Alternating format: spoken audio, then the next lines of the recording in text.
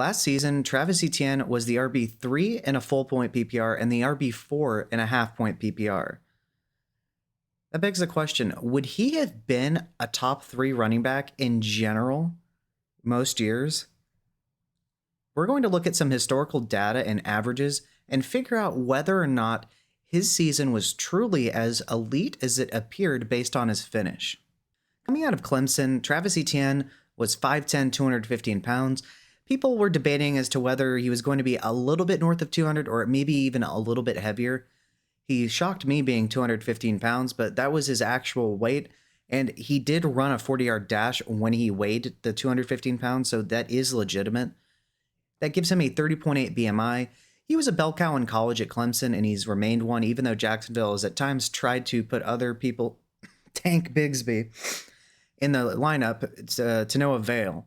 He was drafted in the first round towards the back half, 25th overall in 2021. He's 25 years and 6 months old, so still below the ultimate age apex of 28 for elite running back production, so we should have a couple more solid seasons remaining. As an athlete, he is an above average athlete. His 4.50 40-yard dash is in the 77th percentile, giving him a 104.9 speed score, which is in the 80th percentile, a 121.0 burst score, which is his vertical and broad jump, which is 64th percentile, and he only had 18 bench reps, which is 35th percentile, but it hasn't affected his ability as a running back. He has been very, very solid after his rookie season, in which he missed with injury. When we look at Etienne's production, once again, he did miss his rookie season with that Linz Frank injury in his foot. He came back with a vengeance in 2022, though, as he played a full season, had 1,125 rushing yards at 5.1 a pop with 5 rushing touchdowns, including a long of 62 yards. This next season, he did receive more volume in terms of carries. He only had 1,008 rushing yards, though, but he also with a 3.8 yards per carry. We'll get into that in a minute, though. But he also stepped up his touchdown production on the ground from 5 to 11. That was impressive. And his long gain in 2023 was also 62 yards. And as a receiver, in his second season, he had 35 receptions out of 45 targets for 316 receiving yards and no touchdowns. Then he built on that as well, having 58 receptions on 73 targets for 476 receiving yards and a touchdown. Overall, he is everything we expected him to be coming out of Clemson. He is explosive on a per-touch basis, and he's ironically better when he doesn't have so much overt volume. It decreases his efficiency, but on a per-touch basis, you'll find it hard to find too many running backs in the league that offer more explosiveness. Getting into some counting stats and advanced stats, his 1,008 rushing yards were good for 11th this past season. His 476 receiving yards were good for 5th among the running back position. His 58 receptions were good for 6th as well. His 12 total touchdowns was good for 6th. Now, his fantasy points per opportunity of 0.83 was 25th. When you look at something on this screen in a minute, you're going to have a little bit better of an explanation as to why.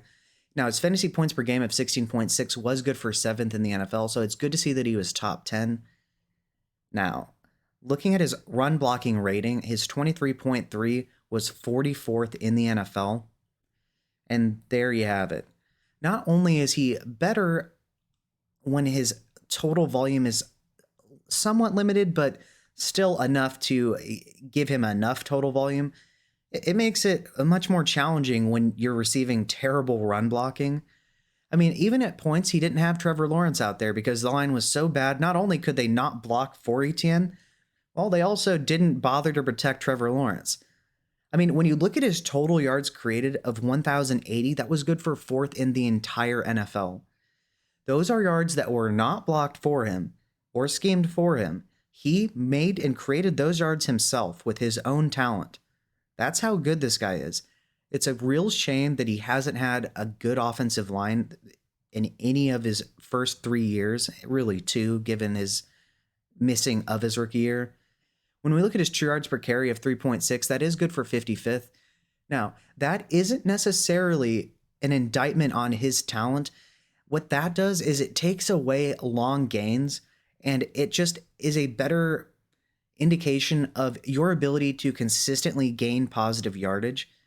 Well, when you're receiving terrible run blocking and You're, in general, just an explosive, 15 plus yards a pop type of running back when you get your explosive plays. That's going to hurt your true yards per carry. When you look at his 4.6 yards per touch, that was also good for 34th, so not that good. Now, his 21.2 juke rate was good for 17th, so right around middle of the pack among starting running backs. Now, his 69 evaded tackles were good for 4th. That is his ability to make defenders miss. He's very, very good. He's very shifty and elusive in the open field. Now, his 3.7% breakaway run rate was good for 35th in the NFL. Not that good on a per-touch basis in terms of 15-plus yard plays. However, he had 10 breakaway runs, which was good for 15th. In 2022, his breakaway run percentage and total breakaway runs were better, as his 7.3% breakaway run percentage in 2022 was good for 12th, and his 16 total breakaway runs were good for 5th in 2022. And so while his efficiency did decrease, there is a direct reason for that, in that their offensive line clearly regressed and dealt with injuries. If you like what you're seeing so far, please feel free to like and subscribe. It lets me know that you want to see more videos like these. Looking at 5-year averages to be a top 3 running back, this is in full and half PPR. I used from 2019 to 2023, and I figured out the average carries, targets, total yards, touchdowns, full PPR points, as well as half PPR points. On average, to be a top 3 running back from 2019 to 2023, he needed to do it on the back of 268 carries and 75 targets, 1,803 total all-purpose yards, 17 average touchdowns, and he needed to have, on average, 346.7 full PPR points and 314.6 half PPR points.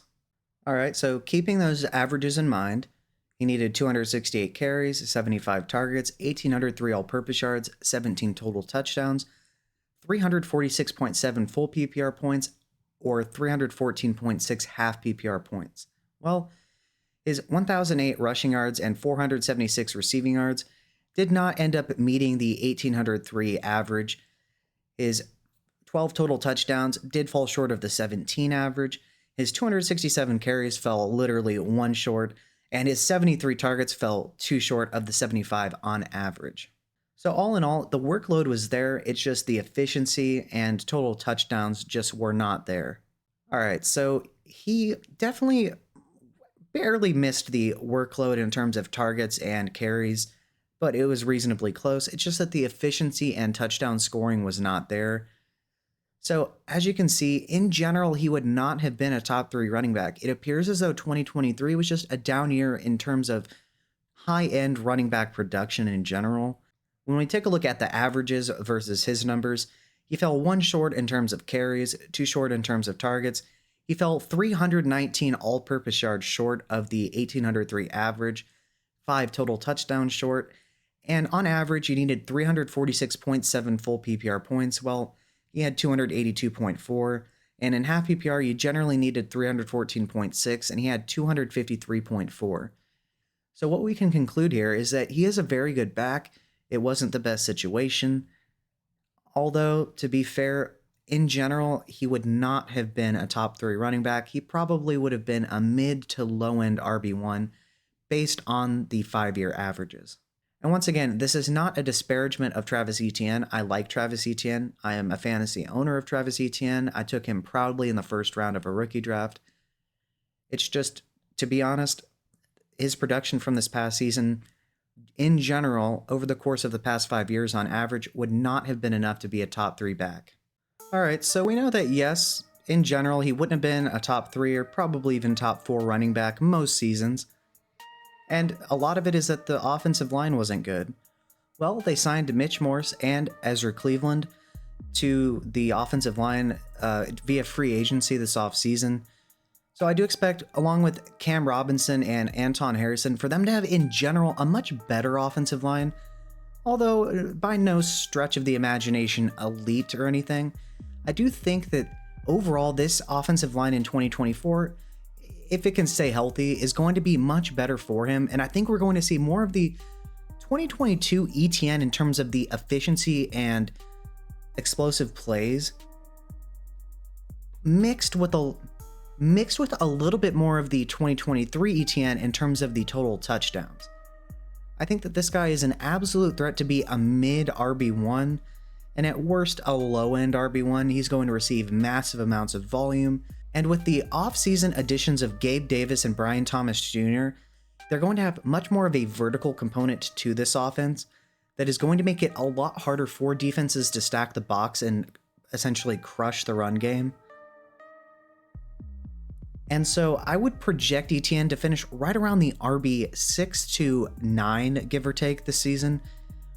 And at worst, maybe the RB 12. And so I really like ETN, and I think that he is a very, very valuable asset for us in redraft and dynasty fantasy football. I just think that his 2023 finish isn't really indicative of what we can expect in the future.